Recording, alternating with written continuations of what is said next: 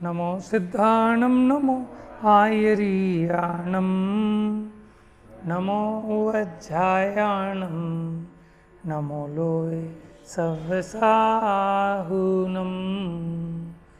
वन्दितु सर्वसिद्धे ध्रुवमचलमणोवमं गदिं पत्ते वोच्छामि समय पाहुड मृणमो सुध केवली भणिदम् नमः समय साराय स्वानुभूत्या चकासते चित्स्वभावाय भावाय सर्वभावांतरक्षिदे निज स्वरूप को परम रस जामे भरो अपार वंदो परमानंदमय समय सार अविकार।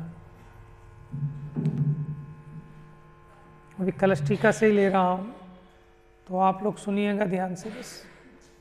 तो अनेकांत के स्वरूप की सिद्धि हो रही है और एक ज्ञान मात्र भाव में कैसे अनेकांत सिद्ध होता है कि उसमें नित्यपना भी और अनित्यपना भी, एक पना भी अनेक पना भी। तो कल हमने देखा था ज्ञान ज्ञ के सहारे का है या ज्ञान के सहारे का है, बताओ।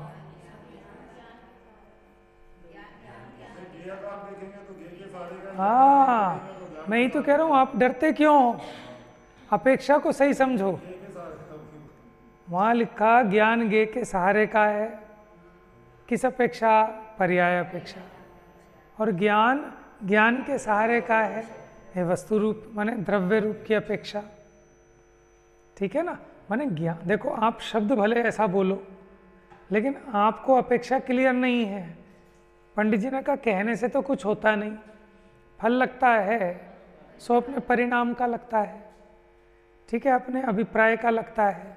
अगर अपना अभिप्राय सम्यक है तो वैसा फल होगा, और अभिप्राय मिथ्या है, एकांत है, तो गड़बड़ होगी। ठीक है?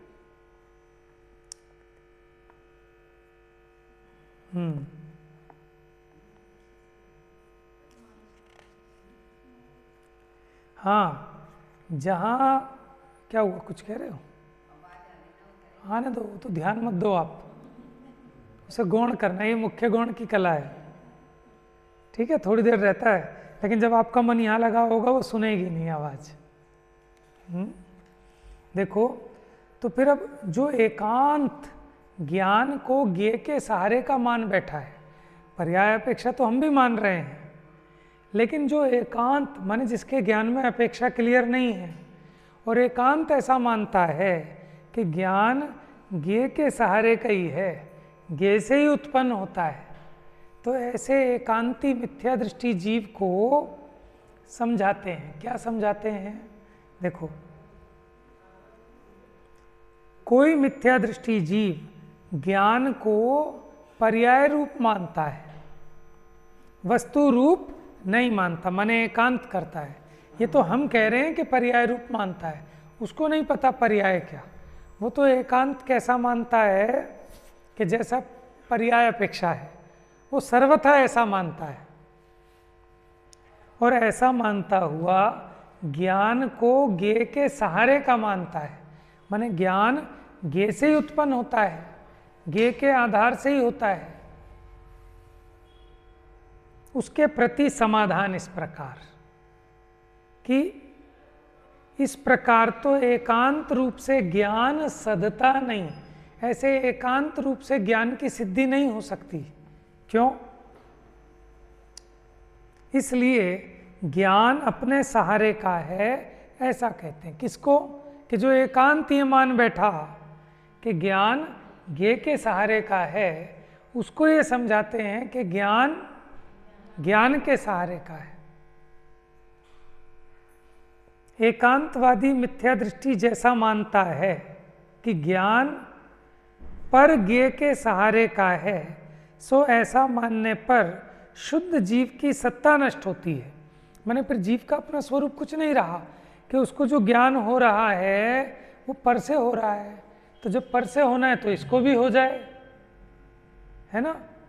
ये किताब भी जानने लगे, अगर पर से ऐसा हो सकता हो, ज्ञ से ज्ञान, तो सारे पुद्गल जानने लगे, तो फिर मेरे में ज्ञान की जरूरत क्या है?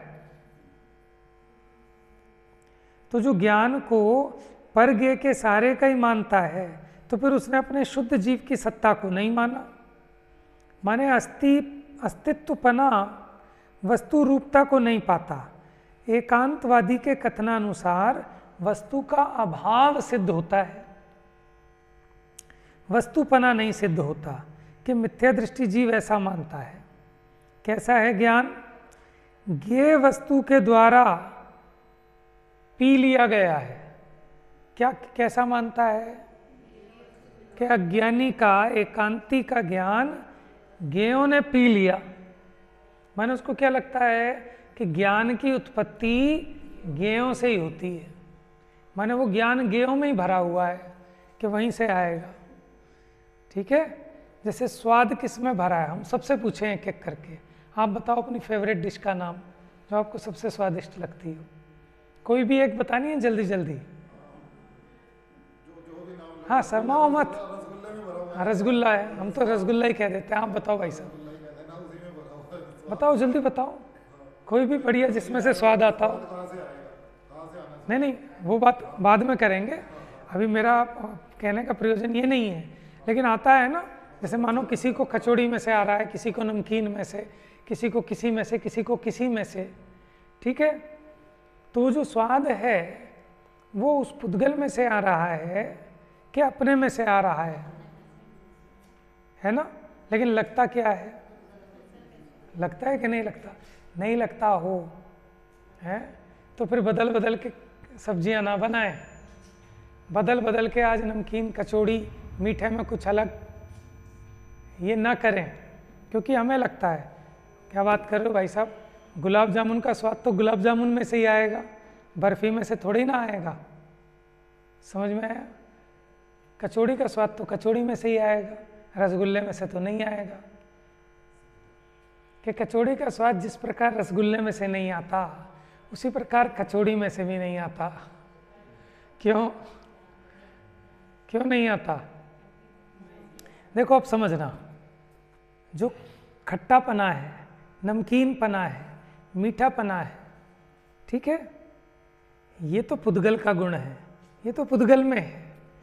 लेकिन आपको नमक का, मीठे का, इसका स्वाद नहीं लेते आप। काहे का स्वाद लेते हो आप? नहीं नहीं, अभी मैं कुछ और कह रहा हूँ कि वही कचौड़ी, उसमें वैसे ही नमक है, सब चीज़ है, किसी एक को तो उसमें स्वाद आता है, एक कहता है मन खराब हो गया, हटाओ इसको, मैं नहीं खाऊंगा। तो अगर उसमें स्वाद है तो सबको स्वाद आना चाहिए। समझ में आया? हम बताओ ये स्वाद आ कहाँ से रहा है? कि अपने राग में से आ रहा है। कहाँ से आ रहा है? अच्छा, राग में स्वाद है क्या? लेकिन इसी का नाम तो मिथ्या दृष्टि है, मिथ्यात्वी है, कि आ रहा है उसमें से दुख और वो मान रहा है उसको सुख। वही तो उल्टी बुद्धि है कि जो है दुख वो लगता है सुख, और जो है सुख वो लगता है दुख। है? आप देखो, आपको भाव वासना होती है कि नहीं होती है ऐसी?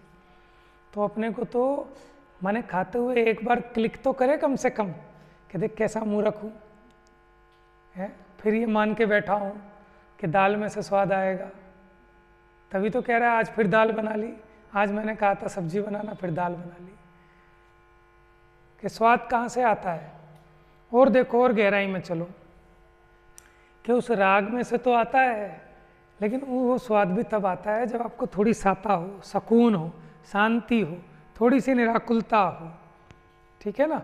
लेकिन आपाधापी मची हो कि ट्रेन छूटने वाली है और आपकी फेवरेट मैंने डिश बनाई है, खा लो ज़रा, स्वाद आएगा उसमें? है? ये हमारा स्टेशन आने वाला है, लेकिन अब लंच खोल लिया क्योंकि दिन छिपने वाला है, गाड़ी 5:15 बजे उतारेगी, है ना? और अब रात भी होने वाली है, स्टेशन भी आने वाला है, जरा फटाफट खा लो। भले ही आपकी फेवरेट डिश हो, आप मन से बनवा के लाए और रख के, आप बताओ स्वाद आएगा कि नहीं आएगा? क्यों? कचौड़ी तो वैसी की वैसी है। बात समझ में आ रही है? तो इसी प्रकार ये सामने खंबा है, ये माइक है, ये किताब है, ये जैसे हैं बाहर में वैसे जानने में तो आते हैं, लेकिन वो ज्ञान इसमें से नहीं आता। लेकिन इसको ऐसा ही लगता है कि ये नहीं होंगे तो मैं कैसे जानूंगा, कि बात ठीक है, लेकिन इससे कोई तेरा ज्ञान नष्ट नहीं होता। तेरा ज्ञान तो वैसा का वैसे ही है। दर्पण के सन्मुख जो पदार्थ है, दर्पण वैसा प्रतिबिंबित करता है, लेकिन उस बाहर वाले पदार्थ के नष्ट होने पर दर्पण का प्रतिबिंबित करने का स्वभाव तो नष्ट नहीं होता। बाहर के ज्ञेयों में परिवर्तन होने पर भी मेरा ज्ञान स्वभाव तो वैसा का वैसा रहता है, लेकिन इसको बड़ा कष्ट होता है। क्यों? कि इसको एकांत ऐसा लगता है कि उस ज्ञान की उत्पत्ति उन ज्ञेयों में से होती है। ये मैंने स्वाद का उदाहरण इसलिए दिया था कि आप क्या करते हो, कि आप उसका ज्ञान ही तो करते हो ना, ज्ञान ही तो करते हैं। जैसे कोई कहता है साहब दिखाना जरा, मैं भी देखूं लड्डू कैसा बना है, तो कैसे देखते हो आप लड्डू को? कैसे देखते हो? खाली चक्के ही नहीं देखते आप, आंखों से तो दिख ही रहा था दूर से, आंखों से भी देखते हो, चक्के भी देखते हो, आपको सब चीज़ें चाहिए। सब्जी में खाली स्वाद नहीं चाहिए, खुशबू भी चाहिए, रंग रूप भी चाहिए। कई लोग कहते हैं साहब टमाटर डाला करो, नहीं तो रूप नहीं आता उसमें, या मिर्ची डालो कम से कम कुछ कलर तो आए, दिखे तो इसीलिए वो बाजार वाले रंग भी डालते हैं उसमें, है। तो अब बताओ आप, ये 5 इंद्रियों के विषयों को जुटाता है, ठीक है, और उसको जानता मात्र है। जानना ही तो है अपने को। ये तो भ्रम से लगता है कि मैंने खाया और इसमें से स्वाद आया, सिर्फ जीव ने उसका ज्ञान किया। ज्ञान ही कर सकते हो, और उसके पीछे इतना पागल है। आपकी तिजोरी में जो इतने रुपए रखे हैं, आप क्या करते हो? उनका ज्ञान करते हो। आपके नाम जो रजिस्ट्री है, आप क्या करते हो? उसका सर पे रख के चलते हैं क्या? क्या होता है उससे? ज्ञान हुआ। लेकिन ज्ञान के साथ एक अज्ञान भी है, क्योंकि ज्ञान में मिथ्या रूप निर्णय है। कैसा मिथ्या रूप निर्णय है? कि ये मेरा है, मैं इसका करता हूँ, मैं इसका स्वामी हूँ, और इससे सुख होता है। जो 7 तत्व है ना, उनके संबंध में विपरीत मान्यता है। 7 तत्वों के संबंध में विपरीत मान्यता है। जानने देखने सुखी दुखी होने का काम जीव का है। पुद्गल ना जानता, ना देखता, ना सुख दुख का अनुभव करता, ठीक है, उसमें सुख गुण है ही नहीं, लेकिन इसको पुद्गल में से ही सुख निकालने की चेष्टा रहती है। तो इसको ऐसा लगता है कि साहब इसी में सुख है। आप देखो सुबह से रात तक, ठीक है, हम क्या पुरुषार्थ करते हैं कि हम पुद्गल में से सुख निकालने की चेष्टा करते हैं। कोई नोट कमाकर, कोई नोट उड़ाकर, लेकिन सब सुख कहाँ से निकालना चाह रहे हैं? पुद्गल में से। जबकि पहले नंबर पे जीव और अजीव में बताया कि मैं जीव हूँ और अजीव मेरे से भिन्न है। अजीव में सुख नाम का गुण है ही नहीं, तो निकलेगा कहाँ से? समझ में है? जैसे सरकंडों में तेल होता है क्या? तिल में तो तेल होता है, ठीक है, लेकिन सरकंडों में तेल नहीं होता। लोग कटाक्ष कहते हैं ना, भैया ये तो बहुत पहुंची हुई चीज़ है, ये सरकंडों में से भी तेल निकाल लेता है। माने जिनमें तेल नहीं है उन सरकंडों में से भी तेल निकाल ले। क्या होते हैं सरकंडे? गांव वालों को पता होगा, हमने तो सुना ही सुना है। हाँ, सूखे। जैसे मान लो आपका बांस है ना, ऐसे वो थोड़े पतले होते हैं, जैसे गन्ने जैसे समझ लो। अब गन्ने में से तो जूस निकल जाएगा, है? नहीं नहीं, वो कंडे कहते हैं, सरकंडे नहीं कहते, वो कंडे होते हैं, ठीक है। अब जैसे इसने गन्ना उसमें लगाया मशीन में, उसका तो जूस निकला, और सरकंडा लगाए तो जिसमें झंडा फहराते हैं ना, वो होते हैं सरकंडे। अब उसको भी मशीन में चलाए तो उसमें से तो कुछ नहीं निकलेगा, ठीक है, क्योंकि उसमें कुछ है नहीं ना। अब जिसमें नहीं है, अब वो कहता है साहब इसकी मशीन खराब है, दूसरी मशीन मंगवाओ बढ़िया, उसमें से निकलेगा। तो मशीन चेंज करता है, लेकिन निकालूंगा इसमें से ही। तो ऐसी हमारी है, ये नहीं समझता कि तू गलत जगह से सुख निकालना चाह रहा है, लेकिन उसी पे लगा रहता है, ऐसे नहीं निकला तो ऐसे। माने एक पत्नी उसने सुखी नहीं किया तो तलाक तलाक तलाक, अब दूसरी ले आएंगे, कि ये भी सुखी नहीं कर पाई तो फिर तलाक तलाक तलाक, तीसरी ले आएंगे। ठीक है, ऐसी सामग्रियों में अपने यहाँ तो चलता नहीं ना, हिंदू कानून इतना आसान नहीं है, लेकिन हम भी अगर उस मत में होते तो यही चेष्टा रहती। जैसे कोई व्यक्ति बाजार से कुछ खरीद के लाया, लेकिन उससे सुखी नहीं हुआ तो अब दूसरी चीज़ ले आओ, अब तीसरी ले आओ। एक जोड़ा कपड़े लाए लेकिन उसमें से सुख नहीं निकल पाया तो इसको फेंको, अब दूसरे सिलाएंगे, अब इसको फेंको, फिर तीसरे सिलाएंगे। लेकिन सारी की सारी चेष्टा, सारा पुरुषार्थ कहाँ किया? गन्नों पर के सरकंडों पर। तो कहाँ से निकलेगा उसमें से जूस, जिसमें है ही नहीं। तो इसलिए इसको अजीब का भी निर्णय नहीं है। आश्रव माने रागादि भाव। तो ये रागादि भाव दुख रूप हैं कि सुख रूप? लेकिन अपने को कैसे लगते हैं? कैसे लगते हैं? देखो, कहने से नहीं होता, लगते हैं कि नहीं लगते हैं, ये अपने को एनालाइज करना पड़ेगा हर समय। कि चार लोग मिल जाएं, खाएं पिएं, मौज बनाएं, अच्छा लगता है। ठीक है, माने राग के समागम में जीव को पुसाता है। जैसे शादी ब्याह हो, रिश्तेदार मिल रहे हों, बढ़िया पकवान बने हों, गीत गान चल रहे हों, बढ़िया कपड़े पहने हों। दिवाली का मज़ा क्यों आता है? कि दिवाली पे मिठाई मिलेगी, नए कपड़े पहनेंगे, आएंगे जाएंगे, गिफ्ट विफ्ट लेंगे देंगे, तो इसे चाव लगता है, इसे एक मज़ा आता है। उस दिन इसका स्वाध्याय में मन नहीं लगेगा, इसीलिए हमने तो बंदी कर दिया था। क्यों क्यों अत्याचार करे ज़बरदस्ती? ठीक है, लेकिन ये जीव को रियलाइज तो हो ना, कहीं लगना तो चाहिए कि देखो अपनी परिणति, मंदिर भी आओगे आप, लेकिन मंदिर में भी मन नहीं लगेगा आपका। क्यों? कि मज़ा तो वहाँ दिख रहा है ना राग में, तो वीतरागी भगवान अच्छे ही नहीं लगेंगे। यहाँ से तो आपको लगे कि फटाफट जो बोलना है फटाफट एक मंगलाष्टक पढ़ लो, महावीराष्टक पढ़ लो, एक स्तुति पढ़ लो और चलो घर को। और कोई घर वाला दूसरी लेके बैठ जाए तो उस पर गुस्सा आएगा, ये ज़्यादा आज ही धर्म करेगा सारा। क्या हुआ कि कसाय की तीव्रता है। ये धर्म भी कसाय की मंदता में ही सुहाता है। ये जो आप यहाँ आके बैठे हो ना, कि जीव के परिणामों में अगर कसाय की मंदता ना हो तो ये बैठ नहीं सकता, बेचैन हो जाएगा। इसको लगेगा क्या, कहाँ मैं बंद गया, भागेगा उठकर या भगा देगा। मिथ्या दृष्टि जीव को जिन वाणी ना सुहाए, कह ऊँघे, कह लड़ पड़े, कह उठ घर को जाए, या तो भगा देगा या भाग जाएगा। समझ में आया? तो अब देखो, इस चीज़ को हमें देखना चाहिए कि जब राग की अधिकता होती है तो बेचैनी ज़्यादा होती है, लेकिन उसमें सुख मान रहा है। सुख किस में है? कि जब शांत हो, कोई फंक्शन नहीं, कोई सीजन नहीं, कोई मंदिर में भीड़ भाड़ नहीं, तब आपके परिणाम अच्छे लगने के चांस हैं। अब देखो, मेले ठेले में, भीड़ भाड़ में वो परिणामों की विशुद्धि होती नहीं, लेकिन ये मानता है कि आज बड़ा मज़ा आ गया, आज के आनंद की जय। वो आनंद किसी और चीज़ का है और ये पकड़ नहीं पाता वो काय का आनंद है। और काय दृष्टि घूमती रहती है, सबकी दृष्टि इधर उधर, कौन आया कौन गया, किसने क्या पहना है, कल भी इसने ये कपड़े पहने थे, यही साड़ी आज पहनी है, ये तो इस चीज़ पे तो ध्यान रहता है।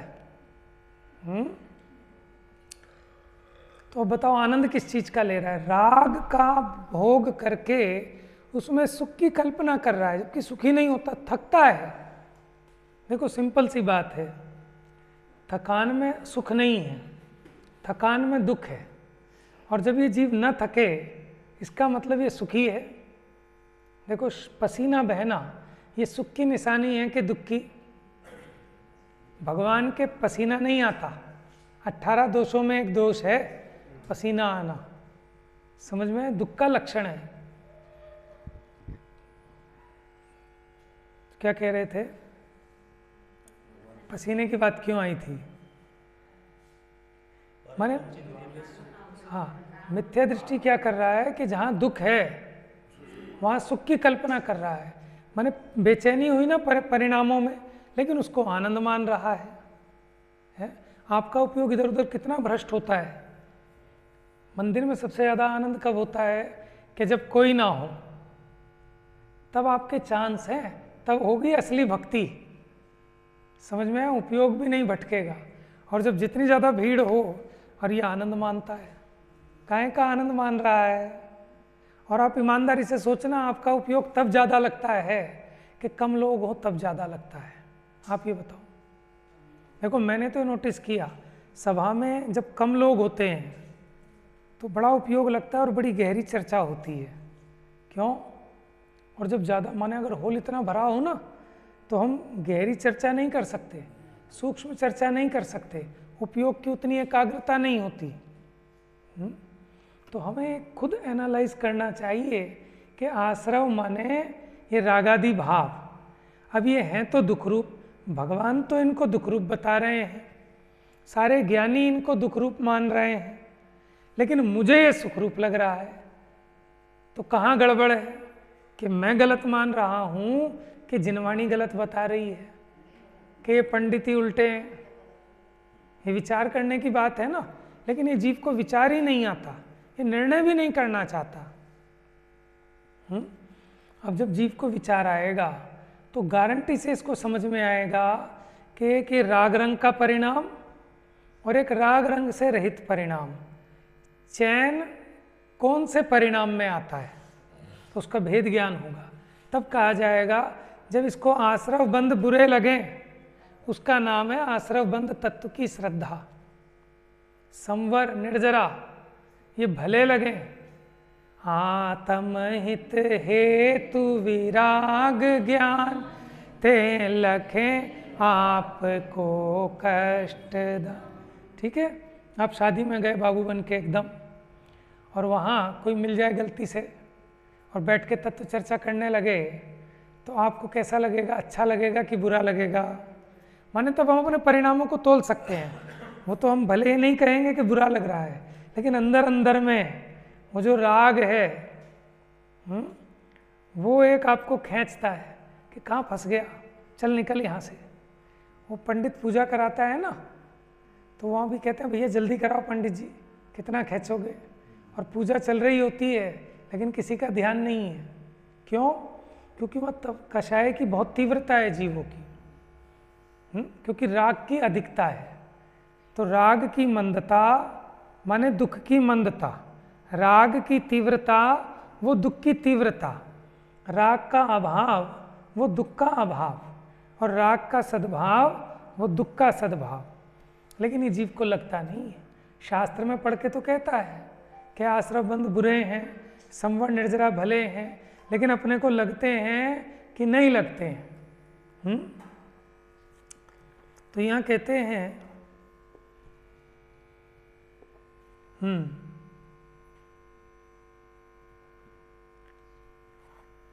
तो ज्ञेय वस्तु के द्वारा सर्व प्रकार निगला गया। अज्ञानी क्या मानता है कि ज्ञान किस में से आता है? ज्ञेयों में से। जैसे स्वाद किस में से आता है, इसलिए प्रश्न किया था ना, स्वाद किस में से आता है? कि व्यंजन में से आता है कि भोजन में से आता है। तो ऐसे ही जीव को लगता है कि मेरे ज्ञान की उत्पत्ति इन ज्ञेयों में से होती है, इसलिए ज्ञेयों के नष्ट होने पर अपना नाश मानता है। ठीक है ना? और ज्ञेयों के परिवर्तित होने पर अपना परिवर्तित, ज्ञेयों के मिल जाने पर अपना बढ़ना समझता है। और कोई पर के साथ मेरा और कोई संबंध नहीं है, सिर्फ जानने का ही है। आप रसगुल्ले को खाते नहीं, आप जानते हो, अपने ज्ञान से जानते हो, दर्शन से देखते हो। ये अलग बात है कि क्षयोपशम ज्ञान की पराधीनता है, इसलिए जिह्वा इंद्रिय के निमित्त से चख कर जानते हो, लेकिन जानते हो, आंखों से देख कर जानते हो, कानों से सुनकर जानते हो। वजन है जानने पे। लेकिन इसको कैसा लगता है? देखना, सूंघना, चखना, सुनना तो इन इंद्रियों से होता है, तो इस इन इंद्रियों से इसको प्रीति बनी रहती है। क्या लगता है कि ये मेरे अंग है, क्योंकि ये नहीं हो तो मैं कैसे सुनूंगा, कैसे देखूंगा, कैसे जानूंगा। इसको ये लगता है कि इसी से मेरी सत्ता है। और जबकि ये इंद्रियां भी ज्ञान है कि ज्ञेय है? बताओ, इंद्रियां ज्ञान है कि ज्ञेय है? कि इनको भी मैं जानूं, ऐसी हैं, ये जानती नहीं है। अगर ये जानती होती तो मुर्दे के भी जानना होना चाहिए, लेकिन उसके तो नहीं होता।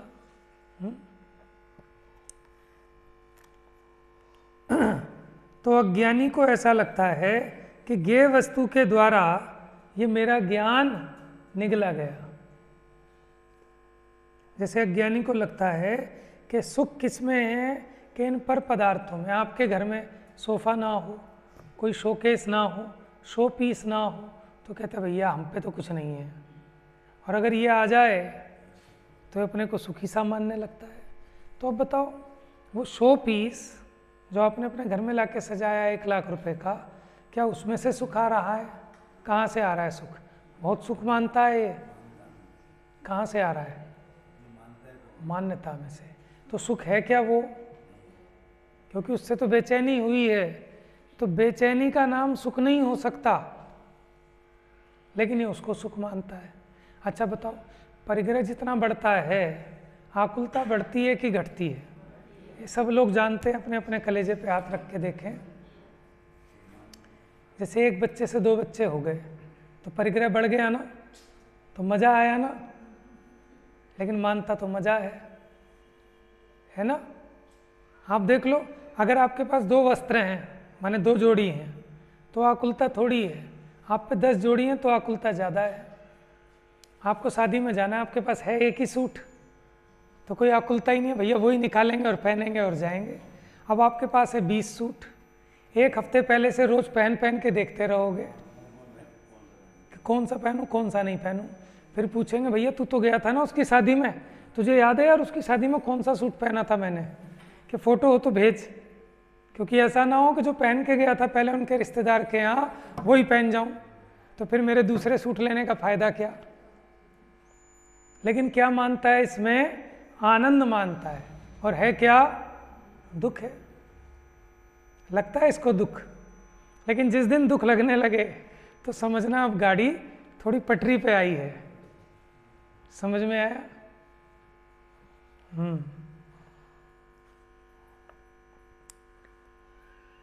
तो मिथ्या दृष्टि जीव ऐसा मानता है कि ज्ञान वस्तु से नहीं, ज्ञेय वस्तु से है। ज्ञान की सत्ता ज्ञेयों से मानता है। जैसे हम अपने सुख की सत्ता इन भोग सामग्रियों से मानते हैं। माने अभी एक ब्याह होके दुल्हन आई और उसके पति को अटैक आ गया, मर गया, तो अपनी छाती पीट पीट के रोती है कि मैं लुट गई, मैं बर्बाद हो गई, मैं मर गई। जबकि उसका कुछ नहीं बिगड़ा, लेकिन देखो मान्यता है, उसको ऐसा लगता है कि मेरा सब कुछ लुट गया, मैं बर्बाद हो गया। क्या बिगड़ गया? लेकिन देखो आप कैसी गजब की मान्यता है जीव की। अब कैसे मिटे इसका दुख? बताओ कौन सुखी करे उसे? ऐसा कोई उपाय है?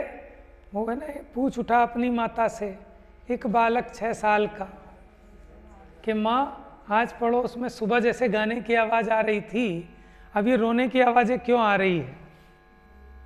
ठीक है ना? फिर उसको लगता है क्या मुझे भी मरना पड़ेगा? कि हाँ बेटा, कि जो जन्मा है उसको तो मरना ही है। क्या माँ कोई ऐसा उपाय है कि जिससे मरना ना पड़े? कि हाँ है।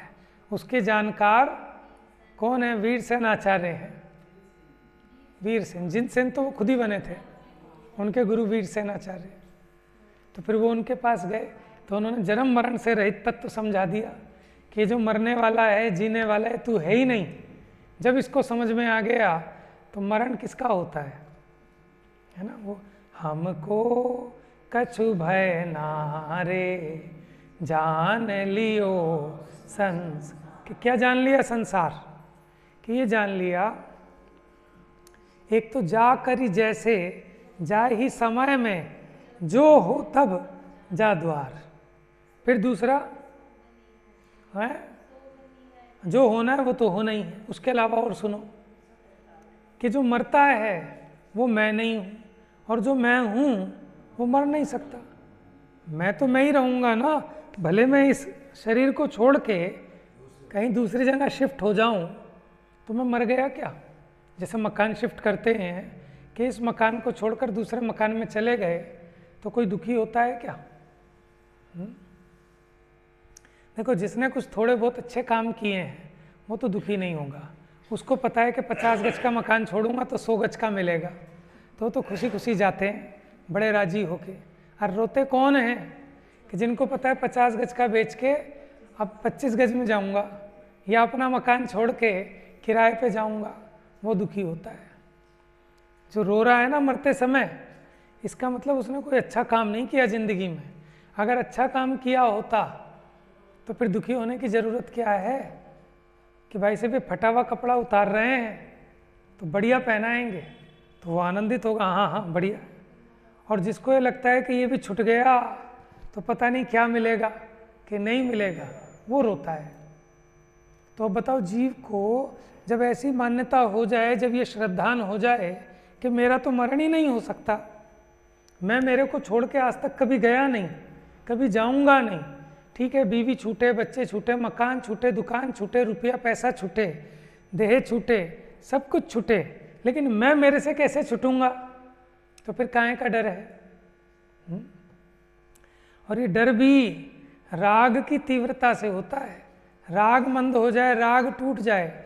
आप सोचो मुनिराज कैसे छोड़ के चले जाते हैं कि वो क्या उनकी बीवी नहीं रोती होगी, वो भी खूब चिल्लाती होगी, वो भी सारे जाल बिछाती होगी कि किसी तरह ना जा पाएँ, ठीक है ना। जितना भी वो कर सकती है सब माँ बाप भी करते होंगे, बच्चे भी करते होंगे, लेकिन वो फिर भी दुखी नहीं होते, उनका मन नहीं पसीजता। कैसे निर्मोही हैं। कौन? मुनिराज ज्ञानी हैं। तो निर्मोही बुरे अर्थों में यूज करते हैं ना, निर्दयी। तो निर्दयी बनना है कि नहीं? बताओ आप, निर्दयी कौन है? अनंत भगवान निर्दयी हैं कि नहीं? लेकिन अब इसको हमने गलत अर्थ में ले लिया। निर्मोही, निर्दयी, ये तो समय नियम सार की गाथा है? निर्द्वंद हो, निर्दंड हो, ऐसी 2-3 गाथाएं। निर्मूढ़ हो, है निकम्मा, कि कर्म से रहित हो। अब बताओ, निर्दयी, दया, ये राग भाव है। और अब भगवान को दया नहीं है, क्योंकि दया आए तो दुखी हो जाएं। क्यों? कि दया आए ना आए, बेचारा है बूढ़ा हो गया, ये जब पैदा हुआ था तभी 8 साल का था, इसका बाप यहाँ लाया था, तब से आज तक मेरी पूजा कर रहा है, ठीक है। खूब इसने 10 प्रतिमाएं बदल डाली घिस घिस के, 100 चटाई फाड़ डाली, कितने पूजा के बर्तन फोड़ डाले, ठीक है, फिर भी इसकी दशा नहीं सुधरी। तो भगवान को दया आए तो आंसू टपकने लगे। समझ में? दुखी हैं कि सुखी हैं? दया वाला दुखी है, दया वाला दुखी है। हम ये नहीं कह रहे कि वो दया का जो उल्टा है ना, वो कोई सुखी है, वो तो तीव्र कसाई है, वो उससे भी ज़्यादा दुखी है। तो अपना बच्चा बीमार पड़ गया तो माँ को अपने बच्चे पे दया आती है ना, तभी तो दुखी हो रही है बेचारा कैसे पड़ा है, देखो 4 दिन से बोल भी नहीं रहे, वही बच्चा है जो 1 मिनट नहीं बैठता था। तो दया आ रही है तो मज़ा आ रहा है कि दुख हो रहा है? तो अपने को रियलाइज़ होता है कि दया का परिणाम भी दुख का परिणाम है। लेकिन हम किसे क्या मानते हैं? हो ये तो बड़ा अच्छा परिणाम है, बड़ा सुख का परिणाम है। ये अलग बात है कि पहले वो तीव्र कसाई जाती है, फिर बाद में मंद कसाई जाती है। लेकिन इसका मतलब ये मत समझना कि वो मंद कसाई का परिणाम भी कोई भला है, ठीक है ना। बात ये है कि आप खतौनी तो ठीक करो, सही को सही और गलत को गलत मानो, इसी का नाम तो सम्यक दर्शन है। ऐसा नहीं है कि सम्यक दृष्टि हमेशा ऐसे बैठा रहता होगा। सही को सही, गलत को गलत, जिसकी समझ में आ गया वो सम्यक दृष्टि है। समझ में आया? 7 तत्वों के संबंध में जिसको आश्रव बंध वाकई में बुरे लगते हैं, भले अभी छुटे नहीं है आश्रव बंध, लेकिन बुरे लगते हैं। संवर्ण निर्जरा मोक्ष हुआ नहीं है अभी मोक्ष, लेकिन भला लगता है, तो वो सम्यक दृष्टि है। समझ में ना? यथार्थ श्रद्धा का नाम सम्यक दर्शन है, भले ही अभी आचरण में ना दिखे, आचरण में आने में तो टाइम लगता है, वो कषाय के हिसाब से है।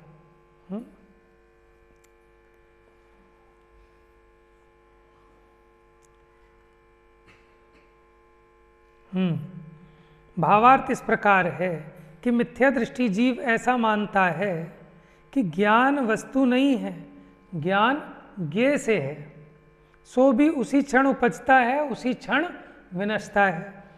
जिस प्रकार घट ज्ञान घट के सद्भाव में है, माने जब तक घड़ा है तब तक घट ज्ञान है, जब घट नहीं था तब घट ज्ञान नहीं था, जब घट नहीं होगा तो घट ज्ञान नहीं होगा। कोई मिथ्या दृष्टि जीव ज्ञान वस्तु को माने बिना ज्ञान को पर्याय मात्र मानता हुआ ऐसा मानता है कि जो ज्ञान के द्रव्य स्वरूप को नहीं जानता कि ज्ञान अनादि अनंत है, शाश्वत है, उसके उस द्रव्य स्वरूप को नहीं जानता, एकांत से उसको पर्याय रूप ही मानता है, तो उसको ये आकुलता होती है, ये चिंता होती है। और कैसा मानता है ज्ञान को कि मूल से नाश हो गया, ज्ञेय के जानन पने मात्र से ज्ञान ऐसा पाया हुआ नाम मात्र, उस कारण ज्ञान ऐसे नाम से भी विनष्ट हो गया, ऐसा मानता है कि देखो घट ज्ञान था ना, अब घट का नाश हो गया तो घट ज्ञान का भी नाश हो गया।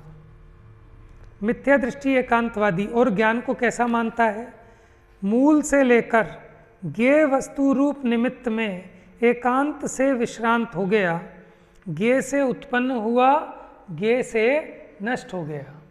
माने ज्ञेय के नाश से अपना नाश, ज्ञेय के सद्भाव से अपना सद्भाव।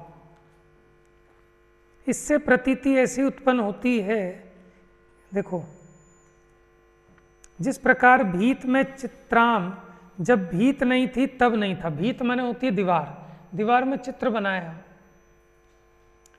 तो जब दीवार नहीं थी तो चित्र नहीं था, जब भीत है तब चित्र है, जब भीत नहीं होगी तब चित्र नहीं होगा। इससे प्रतीति ऐसी उत्पन्न होती है कि चित्र के सर्वस्व का कर्ता भीत है। उसी प्रकार जब घट है तब घट ज्ञान है, जब घट नहीं था तो घट ज्ञान नहीं था।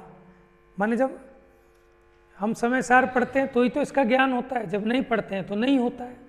तो इसको क्या लगता है कि इसमें से ज्ञान आया, तो पहले बताओ इसमें ज्ञान है क्या? तो यहाँ का ज्ञान कहाँ से आ रहा है? सब ज्ञेयों का ज्ञान, सब ज्ञेयों का ज्ञान बस एक ज्ञायक में से आता है। कहाँ से आता है? देखो जो रसगुल्ले का ज्ञान आया वो भी रसगुल्ले में से नहीं आया, उसमें ज्ञान है नहीं। कहाँ से आया? ज्ञान में से आया। सब ज्ञेयों का, चाहे कोई भी ज्ञेय हो, तो ये हमारी मूर्खता है कि उसके ज्ञान के लिए हम वहाँ झपट्टे मारते हैं। वहाँ झपट्टे मारने की ज़रूरत नहीं है। अनंत भगवान 5 इंद्रियों में से किसी भी एक भी विषय को, ठीक है, माने उसके इंद्रियों के समागम में नहीं आता, तो भी जैसा स्वाद आप जानते हो ना रसगुल्ले का, उससे अनंत गुना स्पष्ट। और 3 लोक में जितने रसगुल्ले आज तक बन रहे हैं और बनेंगे, सबका एक साथ एक समय में जितना हम जीभ पे रख के स्पष्ट नहीं जान पाते, उससे भी अनंत गुना स्पष्ट जानते हैं कि नहीं जानते? बताओ। कोई कहेगा अच्छा भगवान भी रसगुल्ले का स्वाद जानते हैं। अरे रसगुल्ला तो रसगुल्ला, जो भी जितने में भी पुद्गल हैं, माने तो 6 द्रव्यों को जानते हैं, लेकिन ये स्वादवाद तो पुद्गल में होता है ना, रूप रस गंध स्पर्श आदि। चाहे भक्ष्य सामग्री हो, चाहे अभक्ष्य सामग्री हो, चाहे कोई भी पदार्थ हो, सबका स्वाद उनके ज्ञान में स्पष्ट है कि नहीं है? बताओ। लेकिन राग द्वेष नहीं है, उससे प्रभावित नहीं होते। लेकिन हम कितने प्रभावित हो जाते हैं। एक ज्ञेय अपने मन मुताबिक ना हो तो दिमाग गर्म हो जाता है, जीव का थाली उठा के फेंकता है। अरे तुझे जानना ही तो था। लेकिन ये कैसा माना है कि भयंकर तीव्र कसाय अज्ञानी को होती है, ज्ञानी को ऐसी तीव्र कसाय हो ही नहीं सकती, क्योंकि उसको समझ में आ रहा है कि खाने वाला हूँ ही नहीं।